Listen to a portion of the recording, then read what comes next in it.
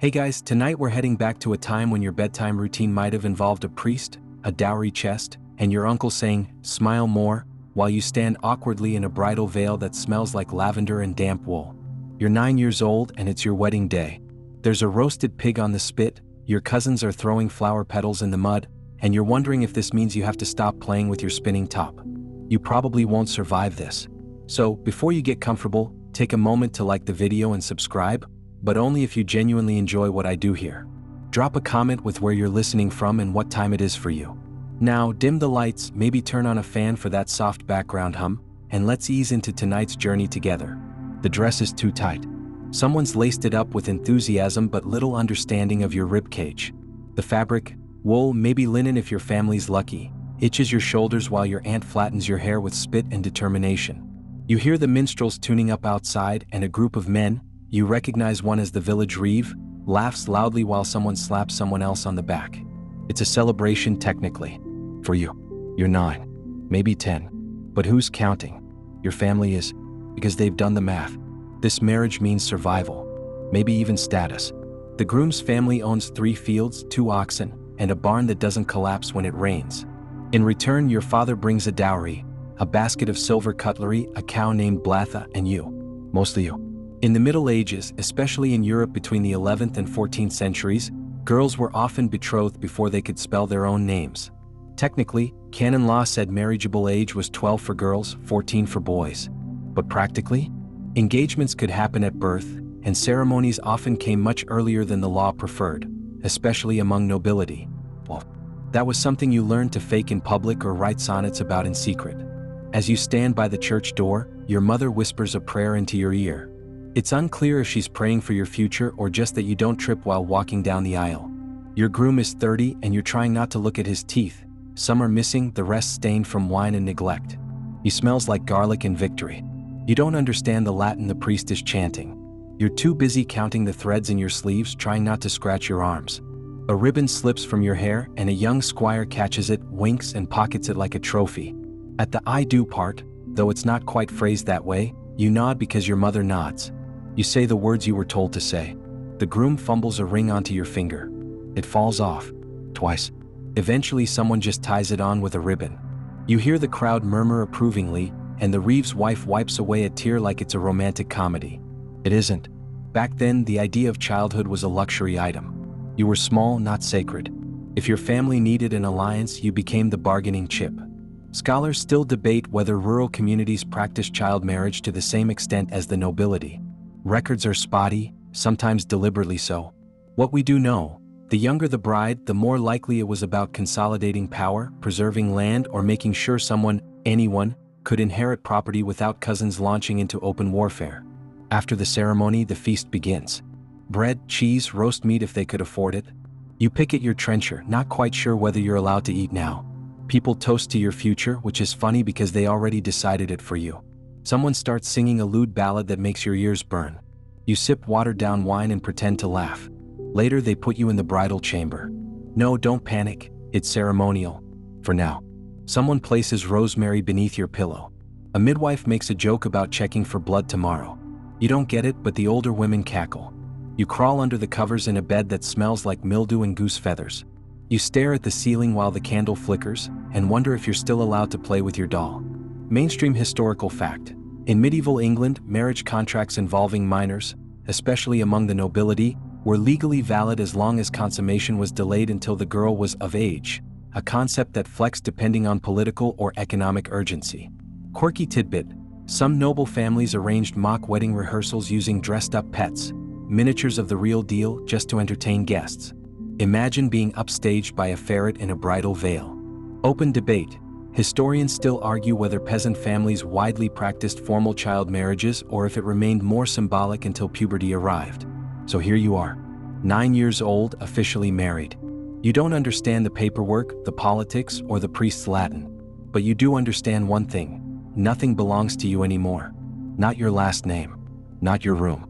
Maybe not even your doll. You wake up to the rooster's cry, but now it sounds different.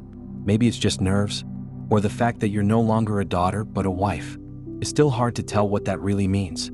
You pull the woolen blanket closer, smell the old smoke of last night's fire still clinging to it, and you try to remember what your mother whispered to you after the feast. Something about patience. Or porridge. Honestly, it was a blur. Downstairs, your new mother-in-law is already barking at someone about spoiling the cream. She hasn't spoken to you much. Not cruel, just brisk, like she's sorting potatoes. You're not here to be doted on. You're here because your family and hers did a deal. The kind sealed with wax and worry, not smiles and love songs. The dowry was the heart of it. That basket of silver spoons you carried across the yard wasn't just decoration. It was collateral.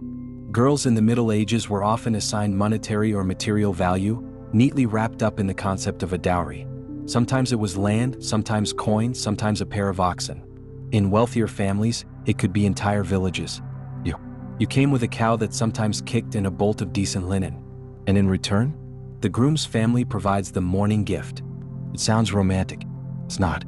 It's basically a reverse dowry offered to the bride the morning after the wedding. Land, money, maybe a promise of future inheritance. Mostly it's symbolic. If you're lucky, it might be a ring or a chest of cloth. If you're not, it's just a stale piece of bread and a verbal shrug. The idea wasn't mutual affection, it was mutual advantage. That's how marriage worked. Especially among the nobility, it was all about political alliances and generational wealth preservation. Love was a bonus, like extra gravy at dinner. Rare and not worth planning around. You sit stiffly on the edge of a wooden stool, trying not to let your feet dangle. A servant, barely older than you, brings in breakfast, porridge with a clump of honey if the bees were generous this year. You nod politely, trying to remember your mother's manners advice. Don't talk too much, but don't act dull. Smile at your husband, but not too much or people will talk. Speak clearly, but never above a man. Easy, right? Your husband comes in, yawns, scratches his beard, and glances at you like you're an odd bit of furniture he didn't order but can't return. He says something about weather and barley. You nod, unsure if you're supposed to reply. He's 30, maybe 35. You don't know. Age is a weird thing in this world. People aren't measured by birthdays, they're measured by harvests, by wars survived, by how many teeth they still have. You've got all yours for now. Psst, not so much. He tells you, you think, that you'll be helping with the household ledgers. Or maybe with the chickens. It's hard to keep up. Either way, your duties are beginning. No, not those duties. Yet. For now, it's learning how to stitch without bleeding on the fabric, how to curtsy without tipping over, and how to address the priest without sounding like a brat. In between chores and check-ins, you daydream. You think about what your life might have been like if you weren't married. Maybe you'd be in the meadow with your younger sister, playing with sticks and pretending they were knights. Maybe you'd be helping your father mend fences. Maybe, just maybe, you could have gone to the abbey school to learn your letters like the Reeves' odd daughter who smells like ink and sass. But those are maybes. What you've got is this house, this man, and this growing pile of responsibilities. Like helping grind grain without pinching your fingers. Or remembering who ranks above whom at feasts so you don't pour ale for the wrong baron's wife. Fun fact, the wrong ale poured to the wrong person could result in someone's goat getting seized in revenge. True story. Not everything is awful though. One of the maids has a pet hedgehog. She lets you feed it slugs behind the woodshed. You name it Sir Bristle. It's the first living thing that actually seems to like you.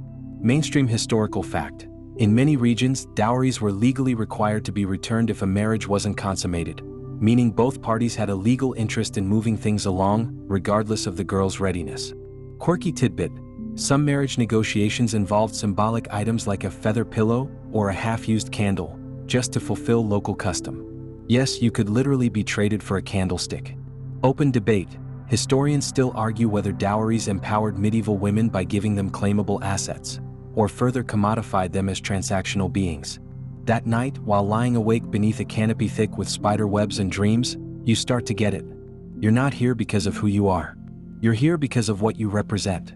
A stitched agreement between two families, a future womb for someone else's legacy, and a reminder that sometimes survival looks a lot like sacrifice. Outside, a fox screams in the woods like a soul being dragged through a flute. You pull the blanket higher and whisper to Sir Bristle, wherever he's hiding, that you'd trade 100 dowries for just one real friend. You wake again, this time to the clink of armor. Not yours, obviously. Your husband's squire is preparing his gear for a hunting trip or maybe just a particularly aggressive lunch meeting. You don't ask. You're still working out how to speak to him without feeling like a guest in your own skin. He nods at you over a bowl of barley stew. You return the nod. It's like two statues trying to flirt. This is your husband. He's a man. A real one with shoulder hair and opinions about taxes. He talks about pigs and grain yield and which cousin stole which cartwheel. You nod a lot. Sometimes you hum as if that adds value. But you're still just a kid with a husband who could legally rent his own house and name a horse after his ex. This wasn't unusual. In the Middle Ages, it was absolutely normal for young girls to marry adult men, especially when there was land or inheritance involved. The age gap didn't raise eyebrows. It raised dowries. Men in their 30s were considered stable, experienced, and more likely to keep a household and a wife alive. Puberty was a loose benchmark. Consent was even looser. You help your mother-in-law today, plucking geese. The feathers fly up into your nose, tickling like powdered ghosts. She doesn't talk much, just mutters about dinner prep and how girls these days don't know how to bleed a bird properly. You don't take it personally. She was probably married off around your age too. You sneak outside when no one's watching, trying to get a little air. You find Sir Bristle again rooting around the compost heap. He seems unimpressed by your marital status. At some point, your husband returns. He smells like wet fur and ale. He says you'll be moving into his family's estate soon, somewhere closer to the river. It has a stone roof, he adds proudly, as if that's all it takes to be romantic. You're not sure whether to be excited or terrified. Probably both. Mostly terrified. You ask if your doll can come. He chuckles. You're not sure if he's laughing with you or at you. That night, you lie in bed, your shared bed, and wonder what comes next. He hasn't touched you. Not yet. But the servants talk. They assume it's just a matter of time. One whispers that it'll probably happen on your 12th birthday. Another says her cousin bled out after being bedded too early. Then she gives you a sausage and says, "Eat up. You'll need your strength." Thanks. The church technically discouraged consummating marriages until the girl reached puberty. But in reality, many ignored that. If no one told on you and there wasn't a dead body involved, it usually went unnoticed. Local customs varied wildly. In one village, girls were paraded to the river after marriage to see if they'd splash like women. In another, bedding ceremonies were a community sport, complete with spectators. Yes, really? You'd be lying there, and Aunt Matilda would be sipping mead in the corner, critiquing your linens. Historians still argue whether most girls were actually forced into sexual activity before puberty or whether the pressure was more social than physical. Some records suggest patience. Others don't. It's hard to tell what's exaggeration, what's rare, and what was simply too normalized to even record. Your husband seems patient. Or perhaps disinterested. He spends most evenings playing dice with his brother and forgetting your name. One night he calls you Edith. Your name is not Edith. Still, you're learning the rhythms of your new life. Your new name. Your new responsibilities. Like how to hold a candle without dropping hot wax on someone's dinner. Or how to fake excitement when someone gifts you a bolt of scratchy green wool as a wife's prize. You've got a routine now. You wake up, you breathe, you behave. You don't cry anymore, not because you're stronger, but because it hasn't worked so far. Mainstream historical fact. Canon law required the consent of both parties for a marriage to be valid, but that consent could be implied or coerced, especially in child marriages. Quirky tidbit. In some regions, it was believed that a man who married a very young girl would have longer life, because her innocence would absorb his bad humors. Charming.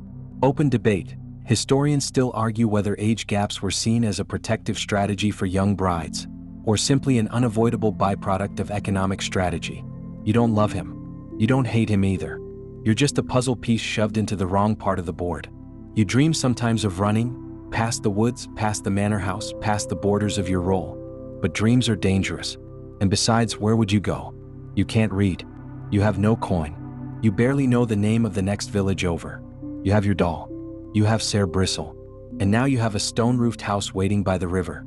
The wind howls outside like it's trying to speak a language no one's taught you. You press your cheek to the pillow and try not to think about the 12th birthday creeping toward you like a cold fog. You're leaving your parents' home now, not that it felt much like yours anymore. It's early morning and your breath clouds the air in puffs as your feet crunch over frozen straw. A servant balances your dowry chest on a cart like it's precious cargo, which technically it is. Inside, a few linens, some combs, a half-used jar of goose fat, don't ask, and a worn doll you're still pretending is for a future child, not you. The cart creaks toward your husband's estate. It's not far, half a day's journey, but it feels like another planet. The road is muddy. Your feet ache in shoes that weren't made for walking. A crow watches from a tree like it knows something you don't. When you arrive, the manor looms over you like a stone giant. The roof really is tiled as promised. Fancy. There's a carved boar's head above the door. Its eyes are glass. You wonder briefly what would happen if you poked one. But no, today you're supposed to be a wife. Mature. Gracious. Not the kind of person who pokes decorative animals. The servants open the door. They don't smile. No one bows. You're not royalty after all, just a small girl with a big title. Wife. Your new world is colder, both literally and otherwise. The hearth struggles against the winter chill, and the windows are more holes than glass. You try not to shiver. You try not to trip on the rushes covering the floor, some of which smell suspiciously like onion. Your new chamber is larger than your old one. The bed is taller. The curtains thicker. But everything feels borrowed, even the air. You touch the wooden bedpost and wonder if it remembers all the other girls who've stood here, quietly terrified. This isn't your house. It's his. Your job is to fit into it. From this day forward, your life is built around service. Not in the noble, chivalrous sense. In the Yulwe Kaperlian Klingisket sense. You're expected to keep the house running. Oversee the servants. Manage stores of grain, cheese, salt, and dried meat. Know when to pickle, when to churn, and when to smile. And learn. So much to learn. Like how to tell good linen from bad, or how to track rent owed by the tenants. You're trained in estate management before you even grow into your own shoes. It's overwhelming, yes, but it's also oddly empowering. You start to see the invisible web that holds this place together. Who sneaks the best turnips? Which servant knows how to calm the cook? Where the mice chew through the barley sacks? You begin to whisper instructions like your mother-in-law used to, and the house begins to shift its rhythm around you. Mainstream historical fact. Married girls, even very young ones, were often responsible for managing large households, especially when their husbands were away on campaigns or business. Their competence could determine a family's survival. Quirky tidbit. Medieval women used urine-soaked wool to bleach stains from cloth. That smell you can't place in the laundry room? Yeah. Open debate. Historians still argue whether girls trained in estate duties developed early autonomy, or were simply conditioned into permanent servitude under the guise of responsibility. Still, you miss things. Your mother's humming. The way your little brother always managed to lose his shoes. Even the smell of your father's pipe smoke in the evenings. But homesickness doesn't earn sympathy here. When you try to speak of it, your husband looks at you like you're misbehaving. This is your home now, he says. End of conversation. At least Ser Bristle made the trip. You keep him hidden in a corner of the pantry, feeding him slugs from the cabbage pile and whispering secrets into his spiny ears. He blinks slowly, judgmentally. Like all hedgehogs, evenings are the hardest. After the servants retire and the fire dies down, you lie in the too-tall bed listening to the manor creak and groan like it's settling bones. Your husband sleeps beside you, snoring like a drowning cow. Occasionally he rolls over and mutters nonsense. Once he called you Maud. You forgave him. Barely. You try to write your name with a bit of charcoal on a scrap of cloth.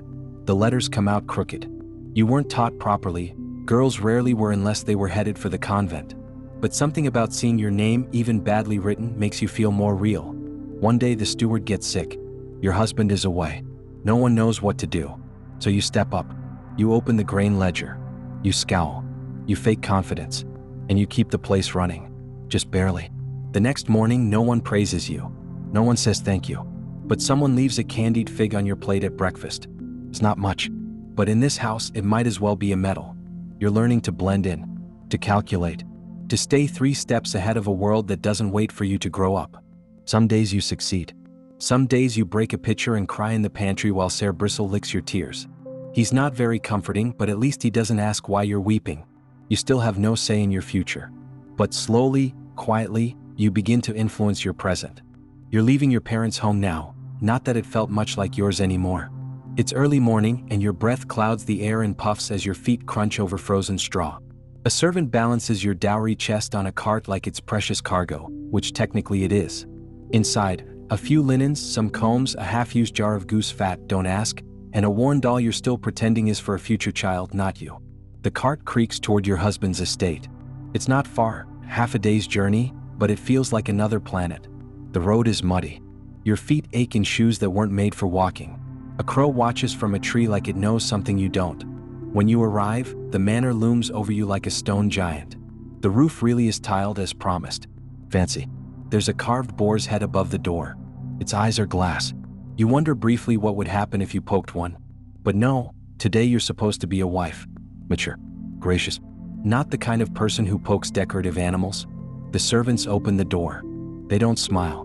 No one bows. You're not royalty after all, just a small girl with a big title, wife. Your new world is colder, both literally and otherwise. The hearth struggles against the winter chill, and the windows are more holes than glass. You try not to shiver. You try not to trip on the rushes covering the floor, some of which smell suspiciously like onion. Your new chamber is larger than your old one. The bed is taller. The curtains thicker. But everything feels borrowed, even the air. You touch the wooden bedpost and wonder if it remembers all the other girls who've stood here, quietly terrified. This isn't your house. It's his. Your job is to fit into it. From this day forward, your life is built around service. Not in the noble, chivalrous sense. In the Yulwe Kaperlian Klingisket sense. You're expected to keep the house running. Oversee the servants. Manage stores of grain, cheese, salt, and dried meat. Know when to pickle, when to churn, and when to smile. And learn. So much to learn. Like how to tell good linen from bad, or how to track rent owed by the tenants. You're trained in estate management before you even grow into your own shoes. It's overwhelming, yes, but it's also oddly empowering. You start to see the invisible web that holds this place together. Who sneaks the best turnips? Which servant knows how to calm the cook? Where the mice chew through the barley sacks? You begin to whisper instructions like your mother-in-law used to, and the house begins to shift its rhythm around you. Mainstream historical fact. Married girls, even very young ones, were often responsible for managing large households, especially when their husbands were away on campaigns or business. Their competence could determine a family's survival. Quirky tidbit: medieval women used urine-soaked wool to bleach stains from cloth. That smell you can't place in the laundry room? Yeah. Open debate. Historians still argue whether girls trained in estate duties developed early autonomy, or were simply conditioned into permanent servitude under the guise of responsibility. Still, you miss things. Your mother's humming. The way your little brother always managed to lose his shoes. Even the smell of your father's pipe smoke in the evenings. But homesickness doesn't earn sympathy here. When you try to speak of it, your husband looks at you like you're misbehaving. This is your home now, he says. End of conversation. At least Ser Bristle made the trip. You keep him hidden in a corner of the pantry, feeding him slugs from the cabbage pile and whispering secrets into his spiny ears. He blinks slowly, judgmentally. Like all hedgehogs, evenings are the hardest. After the servants retire and the fire dies down, you lie in the too-tall bed listening to the manor creak and groan like it's settling bones. Your husband sleeps beside you, snoring like a drowning cow. Occasionally he rolls over and mutters nonsense. Once he called you Maud. You forgave him. Barely. You try to write your name with a bit of charcoal on a scrap of cloth. The letters come out crooked. You weren't taught properly. Girls rarely were unless they were headed for the convent. But something about seeing your name, even badly written, makes you feel more real. One day the steward gets sick.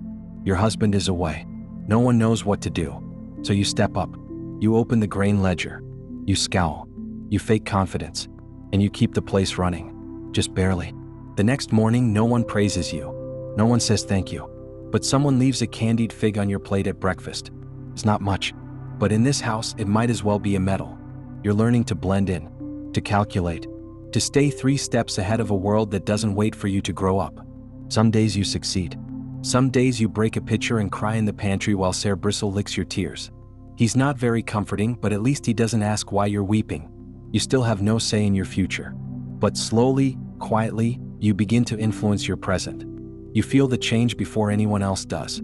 It's subtle at first. A queasiness in the morning, an aversion to your favorite stew, the strange heaviness behind your ribs like someone slipped a stone inside you. You don't say anything. Not at first. Because what if it's just nerves? What if your body is playing tricks? But the midwife notices. Of course she does.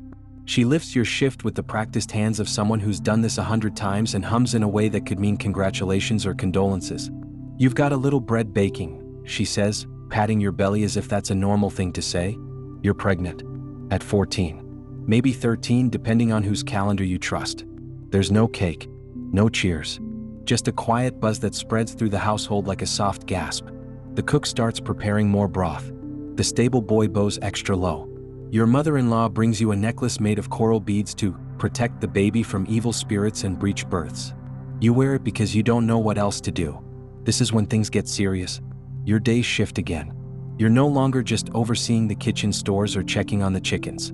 Now your entire existence revolves around keeping a life alive inside you. You're told not to lift anything heavy, not to eat garlic on even-numbered days, not to look at ugly people.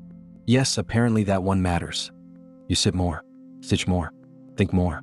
You start talking to the child inside you like it's already listening, telling it stories about Ser Bristle, who now sits in a hay-lined box like a tiny porcupine king.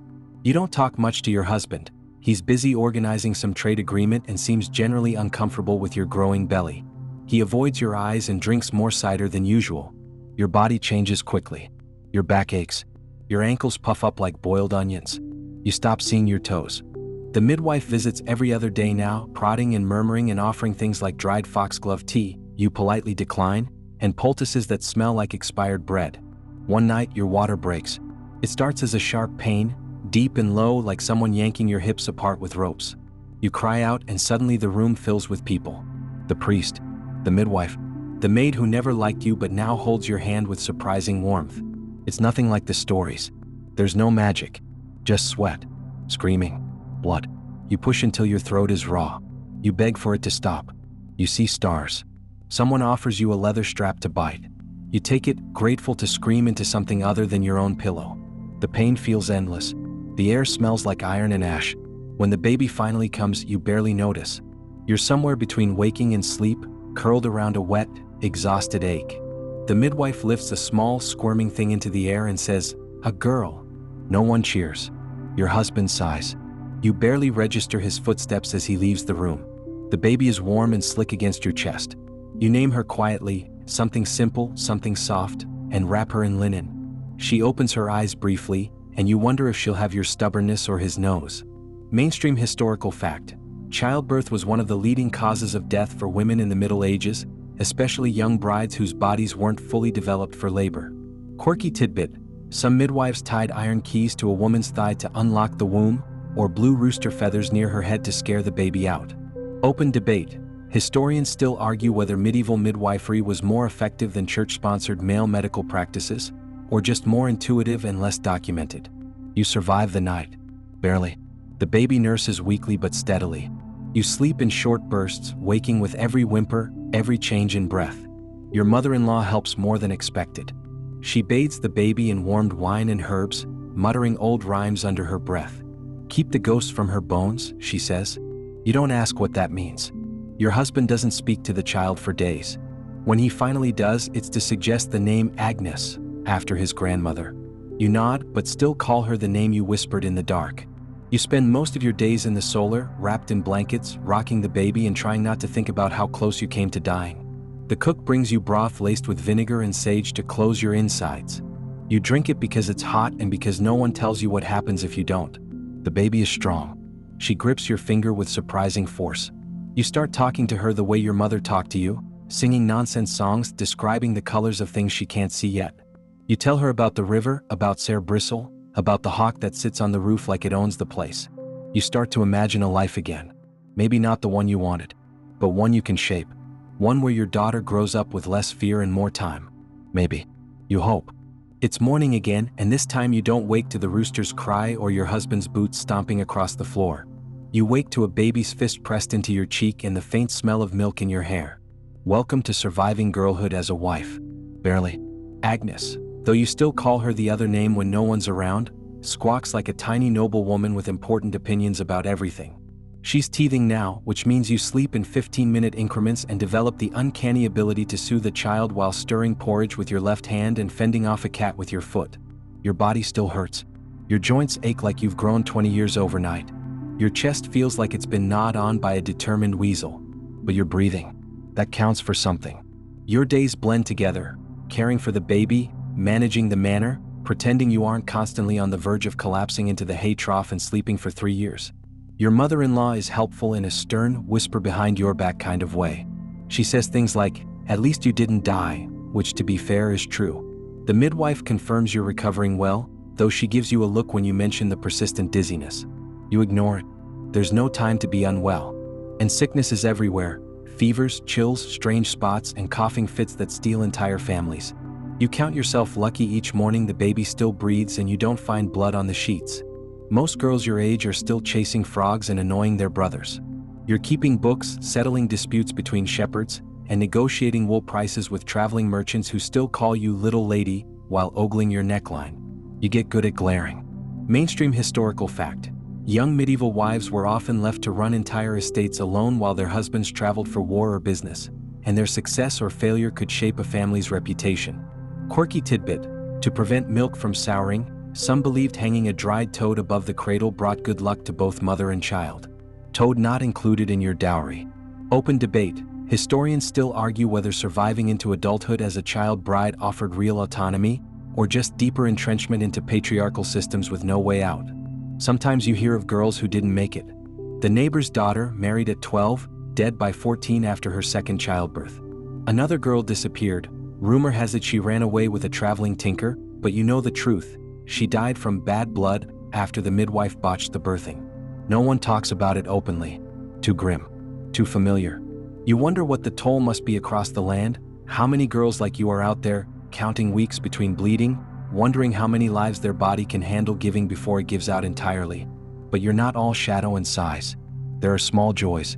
Your daughter laughs now, this deep, wheezy giggle that makes even the stone-faced steward crack a grin. You catch her smiling at Sir Bristle once, the little hedgehog poking his snout out of his corner like a proud uncle. You sing to her while cleaning linens, lullabies your mother used to hum while kneading bread. You even start sneaking honey drops for yourself when no one's looking. Small rebellion tastes sweet. Your husband returns from a short trip bearing gifts. Dried apricots. A comb with tiny carvings. He holds the baby awkwardly like she might bite. She does. Everyone laughs except him. He doesn't speak much to you. Still doesn't quite look you in the eye. But when he sits across from you at supper and asks about barley stalks, it feels almost like respect. Or maybe it's fatigue. Either way you'll take it. You get good at knowing things before people say them. Who's angry? Who's ill? Who's cheating the manna out of cheese rations? You know how to read expressions now, how to step between a fight before it starts. People stop underestimating you, slowly, quietly, like moss growing on stone. You start keeping your own notes. Lists, sketches, ideas. They're hidden beneath a floorboard, written in crooked letters you taught yourself using coal and broken wax tablets. You track the seasons, the moon, the odd dreams you've been having about crossing rivers and speaking languages no one else seems to know. You don't tell anyone. It's your thing. Then winter arrives, thick and sharp. The wind whistles through the cracks in the manor like a ghost singing lullabies. Everything becomes harder. Getting firewood, keeping the baby warm, storing enough grain. But you manage. You always manage. One night, while rocking Agnes near the fire, you think about all the versions of yourself that no longer exist. The barefoot girl chasing geese. The bride with too big shoes. The terrified wife. The bleeding, broken mother. All those pieces of you still live somewhere. But now they huddle around a central flame. Still young. Still tired. But alive. And somehow still you. And that counts for something. They say the convent is the only other path. A detour, really not a destination. Not freedom exactly, but maybe a softer kind of captivity. Less marital, more monastic. It's a strange trade. Silence instead of babies, parchment instead of plowing, fasting instead of flirting. You wouldn't know from personal experience. You're already married. Your fate's been sealed with a kiss and a cow. But sometimes you think about the girls who didn't walk the aisle with a 30-year-old husband waiting at the end of it. You remember one in particular, Annette, the Reeves' daughter. A peculiar girl with a nose for ink and a hatred for corsets. Her parents couldn't wrangle a good dowry deal, and Annette refused to marry the brewer's son because he smells like turnips and death. So off she went, veiled and cloistered before her 12th birthday. Her father said, "She'll be closer to God." Your mother said, "She'll be closer to mildew." Convents were both refuge and prison. For some girls, they meant escape, an alternative to marriage, childbirth, and endless household labor. For others, it was just another place to be told what to do, when to pray, and how to fold linen corners precisely enough to please Mother Superior.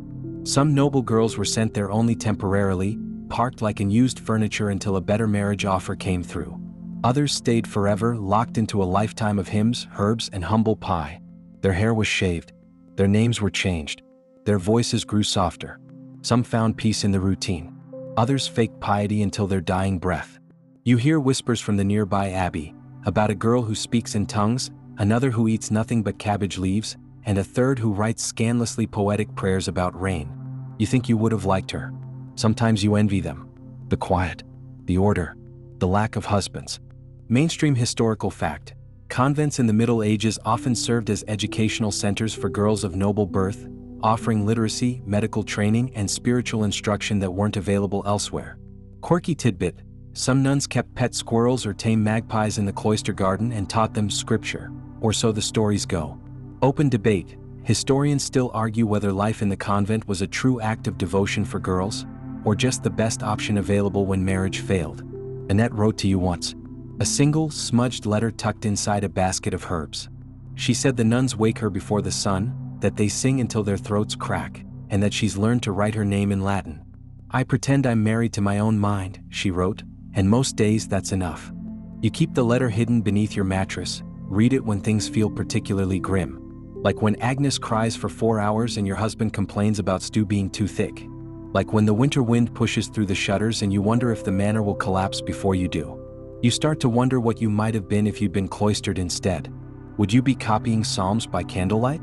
Writing poems in the margins? Giving nicknames to your pet squirrel? Maybe. But maybe you'd miss this life too. The smell of bread baking in the early morning, the feel of your daughter's chubby hands on your cheeks, the way the steward looks at you now with actual respect when you correct his math. Sometimes on market day you catch sight of the abbess, tall, veiled, dignified. She moves through the crowd like a knife through water. People bow. Men look away. There's a power in her silence. You admire it, but you don't crave it. Because while you didn't choose this life, not really, you've bent it a little into something survivable. Maybe even meaningful. Still, you think of Annette. Of the other girls behind those stone walls, praying and reading and learning about a world they'll never touch again. And you wonder, not for the first time, if they look back at you and wonder the same. The baby laughs, toothless and bright-eyed. You kiss her head and whisper, "We're both in cages, just different shapes." Ser Bristle, clearly unconcerned with spiritual matters, rolls over in his sleep and farts. Balance restored. You're not royal. Not even close. But sometimes you imagine what it would have been like to be born into a family with a banner, a crest, and absolutely no concern for your feelings. A place where marriages aren't arranged over muddy stew and hopeful gossip, but over ink-smeared treaties, drawn daggers, and God's will. Being a royal daughter in the Middle Ages doesn't save you from child marriage. It just makes your wedding way more political and way less edible. You don't get a cake, you get a contract. You don't get butterflies, you get battle plans. Picture this. You're 7 years old, dressed in velvet so heavy you can't walk without help, being introduced to your future husband, who happens to be a teenage duke from across the sea. He nods solemnly. You curtsy. Then you're separated again for another decade while scribes draft charters and uncles bicker over borders. Still, you're married, in the eyes of the church, the state, and the 5 witnesses who look like they'd rather be anywhere else. Sometimes the groom dies before you even meet him again. Sometimes you die. But if you both survive, you'll be shipped off for consummation like 2 reluctant packages marked "handle with politics." Mainstream historical fact. Royal child marriages were often arranged as peace treaties between rival nations or noble families, sometimes involving children as young as 5 or 6, with consummation postponed until the girl reached puberty. Quirky tidbit. One young bride-to-be, Isabella of Valois, was married to Richard II of England at age 6 and reportedly tried to comfort him when he cried during their wedding. Open debate. Historians still argue whether royal girls had more agency behind the scenes than records suggest. Did they influence policy, or were they just glorified bargaining chips? You've heard the stories. A princess sent to Castile, barely 9, carrying embroidered cloths and a tutor fluent in 3 languages. Another, betrothed to a Byzantine prince she's never seen, who ends up poisoned before the ships even dock. Sometimes the girls are swapped back like faulty goods, declared unsuitable, and married off again before their hair even grows out. Your favorite story? The one about a teen queen who convinced her much older husband to outlaw nose-picking in court. Probably fake. Definitely iconic. There's a strange glamour around royal marriage, even when it's completely awful. You picture long halls, rich tapestries, lessons in music and statecraft. But you also picture loneliness. Being surrounded by gold but starved of comfort. Every smile calculated. Every sigh recorded. And the scrutiny. Your body becomes a national concern. People chart your hips for air-bearing potential, watch your appetite like hawks, gossip if you cough twice in a row. Some royal girls wield that attention like a blade. Others wilt under it. You wonder which one you'd be. And then there's the pressure of the heir. 1 childless year? Panic. 2. Political crisis. 3. Whispers of curses, infidelity, or witchcraft. 4. You're replaced. Sometimes just emotionally, sometimes not. Still, you can't deny the benefits. A royal girl might learn to read, might receive letters from popes, even trade silk samples with queens. She might get portraits done, mostly inaccurate but flattering. She might ride out with guards flanking her sides like shadowy chess pieces. But she won't get to say no. You once overheard a traveling bard say, "The crown fits heavy but the veil fits tighter." And you remember thinking, at least my veil never came with a war clause. Now and then a royal girl breaks the mold, elopes with a knight, refuses to speak to her groom until he learns her language, writes memoirs in a secret code only her ladies-in-waiting can read. You like those girls best, the messy ones. You once pretended to be one, Queen Clotilde of something sounding fancy, wearing your mother's old shawl as a cape and giving orders to chickens. They didn't listen, but it was a good afternoon. Now you're older, wiser, slightly more tired. And you still think about them, the girls raised to be bargaining tools who somehow became queens with their own opinions, their own regrets, and their own squirrel-shaped brooches. Because at the end of the day, whether you marry a goat herder or a crown prince, girlhood in the Middle Ages isn't about who you are. It's about where you land in the grand, exhausting machine of power and preservation. And if you're lucky, truly lucky, you make that machine stutter just once. You wake up to the sound of chickens. Again. No royal tapestries here, just thatched roofs and damp straw floors. You're not nobility, and no one's sending you to a far-off land with a pouch of gold and a prayer. You're a peasant girl. Which, unfortunately, doesn't mean you're spared the whole married at 13 situation. It just means you're getting hitched to the guy who owns 2 pigs instead of 2 castles. Your wedding dress? More like your only dress. The feast? Turnips, bread, and whatever the hens laid that morning. No harpist. No minstrel. Just a very enthusiastic uncle with a flute he carved himself and a sheep that won't stop bleeding. In the peasant world, marriage is far less ceremonial and far more practical. Fields need tending, children need bearing, and life needs living, fast. You're considered old enough to marry the moment you can carry a bucket without spilling it. So, congratulations, you're basically a grown-up now. Mainstream historical fact. Among medieval peasants, girls often married in their early to mid-teens, especially in areas where manual labor and early childbearing were tied closely to survival and productivity. Quirky tidbit. In some regions, peasants held mock divorce trials during community festivals where couples aired grievances in front of neighbors, sometimes even trading partners if both sides agreed. Open debate. Historians still argue whether lower-class girls had slightly more choice in marriage due to weaker enforcement of formal contracts, or if economic pressure simply disguised the coercion. Your new husband isn't a lord. He's a miller's apprentice who smells like barley and hasn't figured out how to keep his tunic from riding up. He's nice enough, you guess. Doesn't hit you. Laughs when you try to sing like the court ladies you once heard. He even gave you a hair ribbon. Okay, it was his shoelace, but it's the thought. Life after marriage is muddy. Literally. You spend most days hunched over gardens, livestock, or a vat of something bubbling suspiciously. You're expected to be a wife, a mother, a laundress, a cook, a healer, and a negotiator with angry ducks. No one waits for you to grow up emotionally. There's food to make and clothes to mend. You carry your baby sister on one hip and your husband's dinner on the other. Your back aches in ways that feel much older than 15. And yet, oddly, you hear laughter too. The communal kind. Your neighbors joke about goats stealing soup and whose husband snores the loudest. You swap herbs with other wives and watch as someone's child learns to skip. There's an odd rhythm to it. Not glamorous, not safe, but strangely alive. You spot a girl like you across the village square. Her dress is patched with care. Her face looks tired but strong. You don't know her name, but you see her every few days hauling water or picking nettles with bare hands. You trade nods, small, tired, respectful. A little fist bump of survival. Sometimes you hear about peasant girls who ran away, slipped into the woods, disguised themselves as boys, tried to find work in towns. Few succeeded. Fewer made it back. But still, the stories ripple through like whispers from a better world. Other times, girls accidentally break their betrothals by being a little too rebellious, a little too outspoken. You know one girl who claimed to be cursed just to avoid a particularly smelly shepherd. She faked a twitch, spoke in tongues, and eventually got shipped to an aunt's cottage instead. Genius. The church frowns on peasant marriages that skip formality. But the church also frowns on breathing too loud, so peasants learn to bend rules when no one's watching. A blessing said over a barrel of ale, two hands clasped in a dark barn, and boom, married. Sometimes it sticks. Sometimes it unravels like a badly spun skein.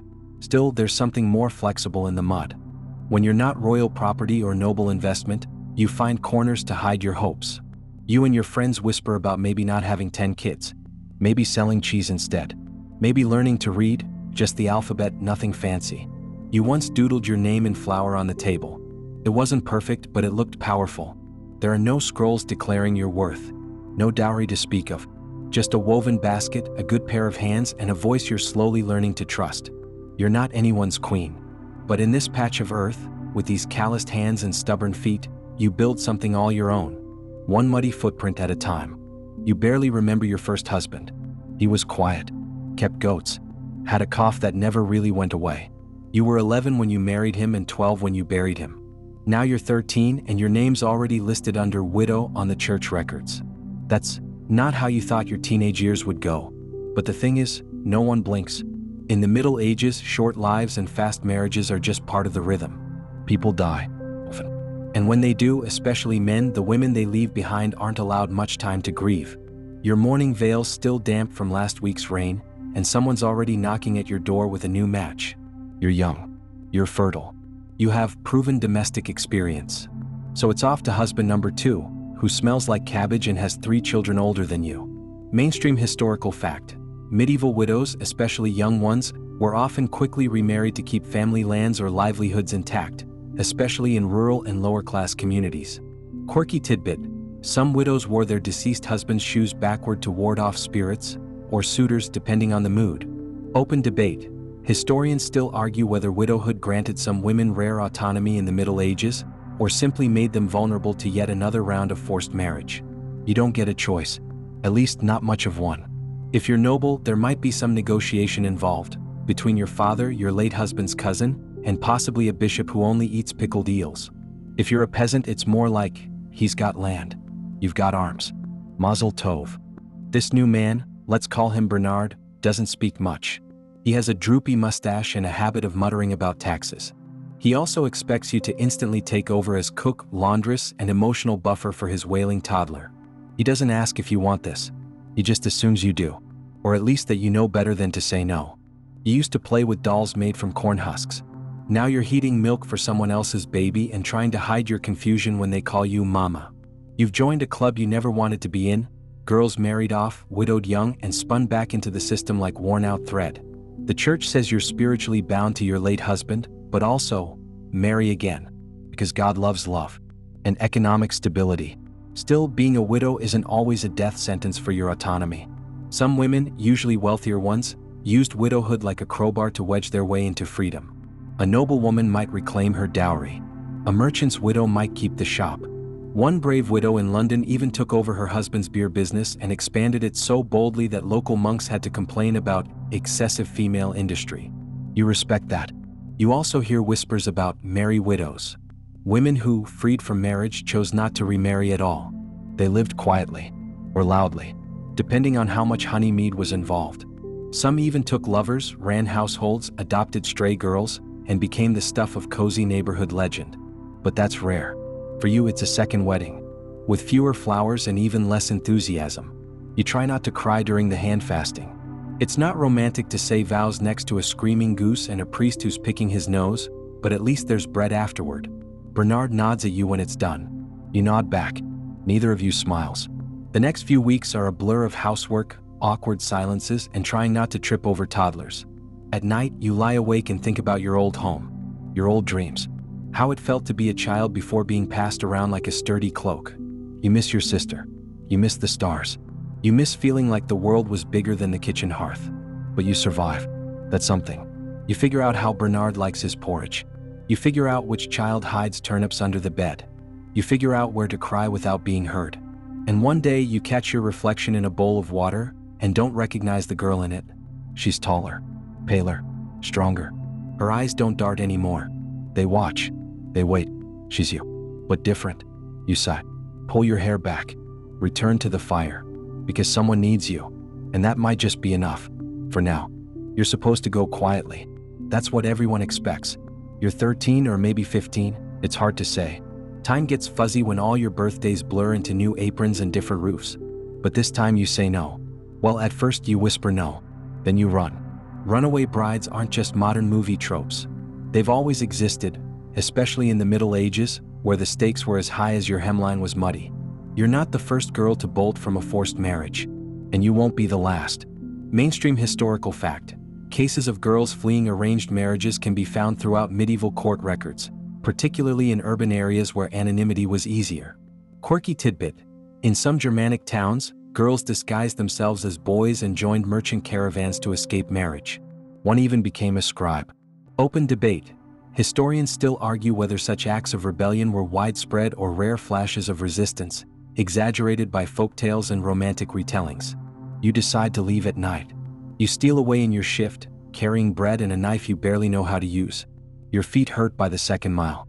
The road is dark and the forest whispers things you'd rather not hear. But anything's better than marrying that toothless cousin your uncle tried to trade you to, his only redeeming quality being that he had 2 goats and a decent singing voice. You sleep under a tree curled like a question mark. The stars feel judgmental. Or maybe protective. Hard to say. The next day you reach a town. It smells like sweat and smoke and people talk fast, their hands always busy. No one asks where you're from. That's the magic of cities. You could be anyone. And for once, you are. You lie. You say you're a servant girl looking for work. You say your husband died. Or that you never had one. Or that you're a widow twice over. The story changes depending on who's asking and how much bread they're holding. You get a job scrubbing floors at an inn. The matron eyes you but lets it slide. You keep your head down. You clean well. You learn to smile at drunks without actually talking to them. You meet another girl, Judith, who did the same thing 3 winters ago. She teaches you how to lace your bodice like the city girls do and how to avoid the butcher's son, who's friendly until he isn't. Some days you imagine a better life. One where no one marries you off like you're a sheep on market day. You dream of being a healer, a scribe, even a brewer. You hear about a woman who runs her own bathhouse and has her own keys. Her own keys. But you're still a girl. Still a runaway. And freedom, while intoxicating, is fragile. There are dangers. A guard might recognize you from your village. An innkeeper might decide you're prettier than you are useful. The law may not be on your side, but sometimes the baker's daughter is.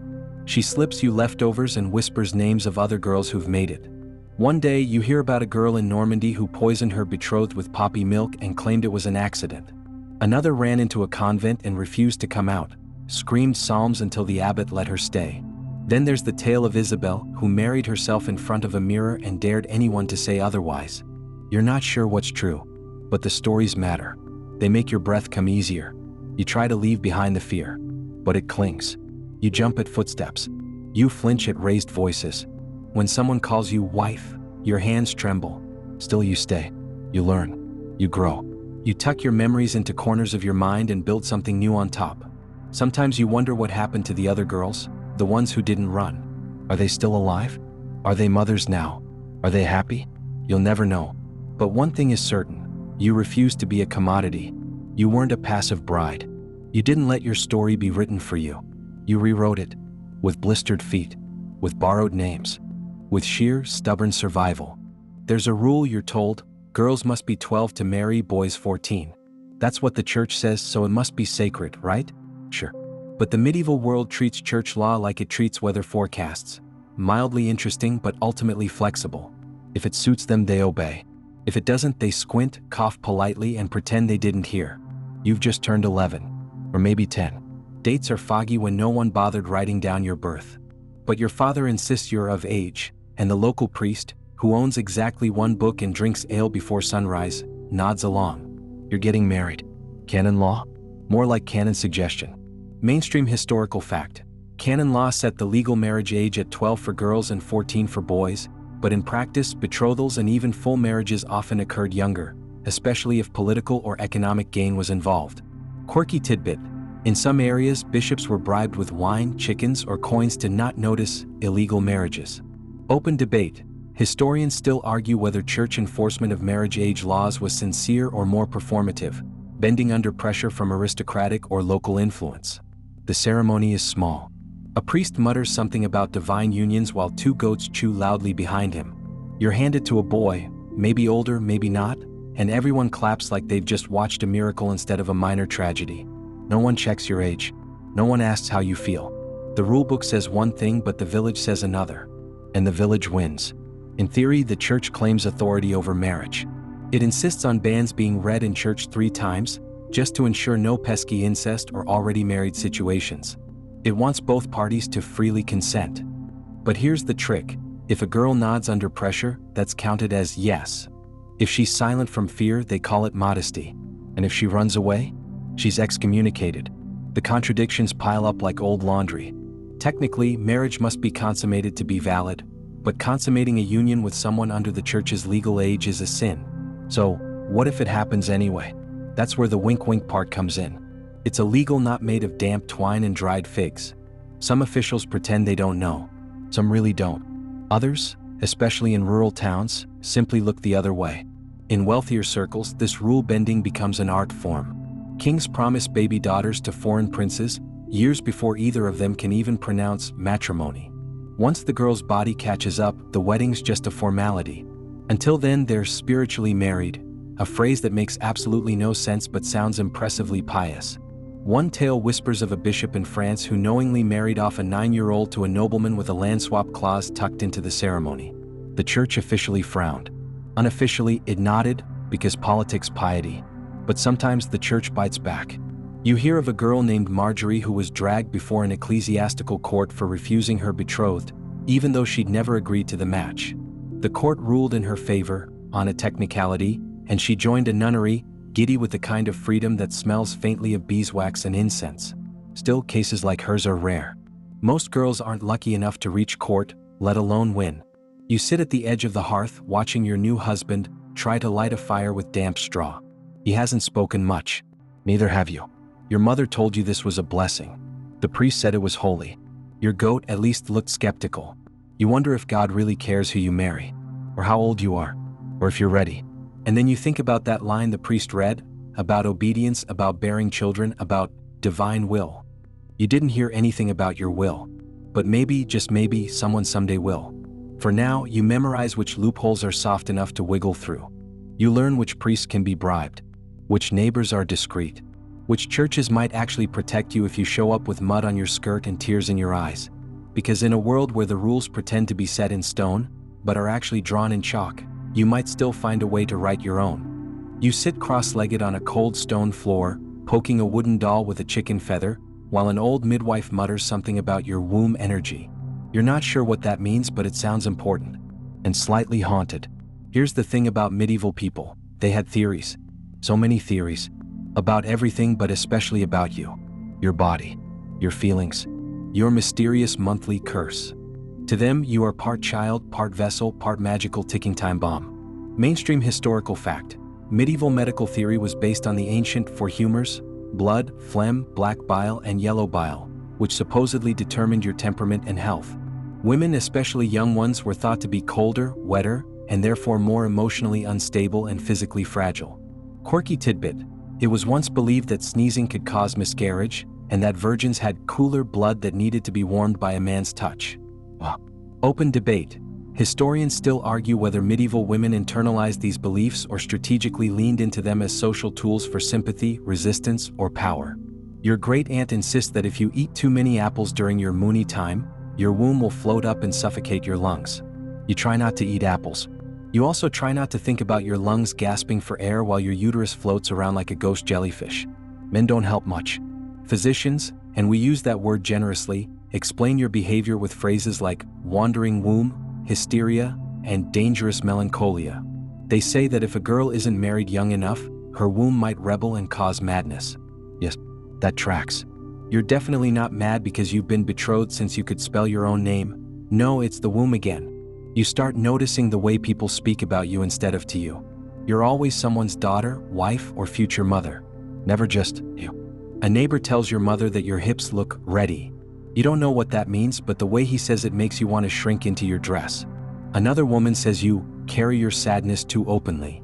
She means you don't smile enough, or you frown too much, or you exist visibly. No matter what you do, it's wrong. If you laugh, you're impure. If you stay quiet, you're brooding. If you read, rare but possible, you're cursed by unnatural knowledge. It's exhausting. And your feet still hurt from yesterday's market walk. You overhear talk of potions, helpful herbs that can regulate your mood, your blood, even your appetite for certain behaviors. Some are given freely, some secretly. You learn to fear anything bitter in your broth. When your body changes, when blood arrives for the first time, it's treated like both a miracle and a problem. There's celebration, sort of, but also whispers, watchful eyes. Your mother gives you cloth rags quietly. Your grandmother mutters a prayer. One girl in the village bled too early. She was sent away.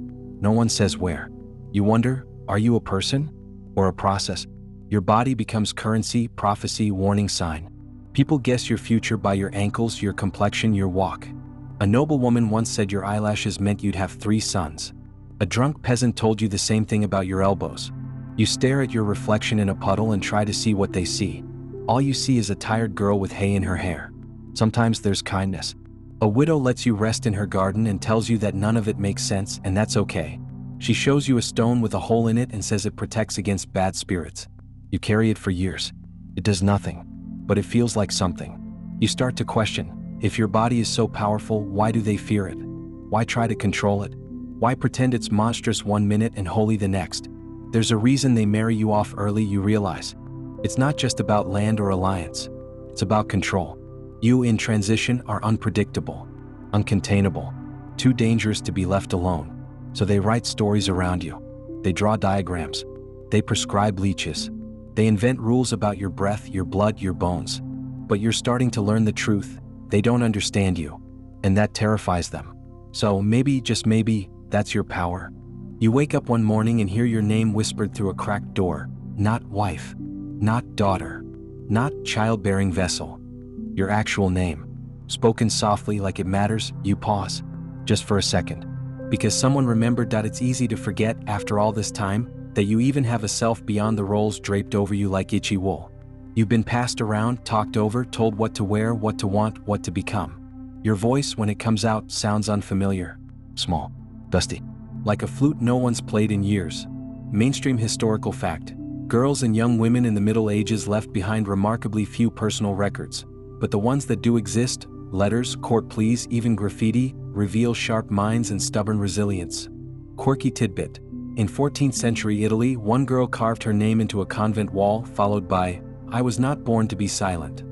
Open debate. Historians still argue whether these traces represent the exceptional few, or whether far more voices were simply erased by time, literacy gaps, and patriarchal record-keeping.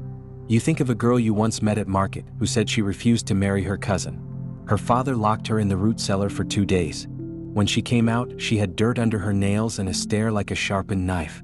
She married someone else. Eventually. But not the cousin. You remember another girl, barely older than you, who wrote a letter to the bishop asking to annul her betrothal. She claimed she'd never agreed to it. The bishop ignored her. But the local priest didn't. He stalled the marriage until the boy's family lost interest. A quiet rebellion with a lucky ending. And then there's the story of Bertrada, yes really, who disguised herself as a servant and ran away from the convent her family had paid to trap her in. She married a merchant, learned to count money, and lived until 43. Unheard of.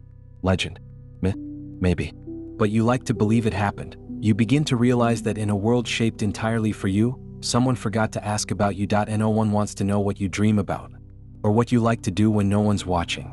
Or how sometimes you whisper songs in a made-up language just to feel like something is yours. But still, you remain. You survive. You thread tiny strands of defiance into your days. Maybe you delay a wedding with a made-up illness. Maybe you cry on command in front of the right monk. Maybe you quietly teach your little sister to read, not to change the world, but to let her escape it, one page at a time.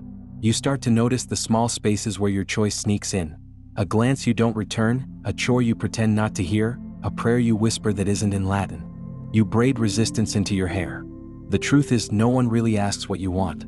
But that doesn't mean you stop wanting. You want your own name. Your own shoes. A life where someone asks if you're tired or scared or just not ready. You want to feel sunlight without counting days on a fertility calendar. You want to walk by the river and not worry who's watching. Sometimes in your dreams you run, not from something, but toward something. Maybe toward a house of your own, with walls you chose and windows that face the morning. Maybe toward a life with someone who waits to hear you speak and actually listens. And in that dream you are not a child bride. You are not a bargain. Not a womb. Not a problem, you are just you. The room is quiet now. The fire has burned low.